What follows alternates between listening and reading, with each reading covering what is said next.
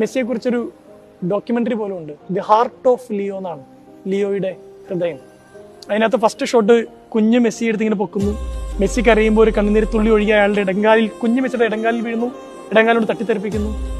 Messi പിന്നെ വളർന്ന് കുറച്ചുകൂടി ഒരു ബാലനാവുന്നു, ഫുട്ബോളിനോട് വളരെ പാഷനേറ്റ് ആയിട്ടുള്ള പയ്യൻ.